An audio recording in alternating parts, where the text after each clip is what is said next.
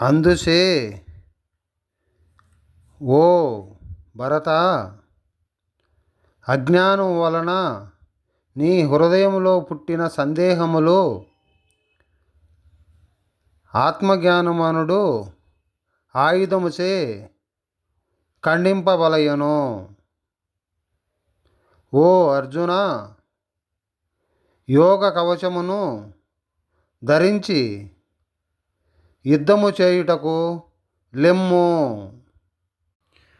ఆధ్యాత్మిక కార్యమైన ఆత్మజ్ఞానము వ్యక్తికున్న భౌతిక వస్తువుల త్యాగము ఆధ్యాత్మిక అనుసంధానముతో కలిసి ఉండుక పోవచ్చును. అట్టి త్యాగము భౌతికమనుగును. కానీ ఆధ్యాత్మిక లక్షణాలతో లేక భక్తియుక్త సేవలతో అట్టి త్యాగమును చేయువాడు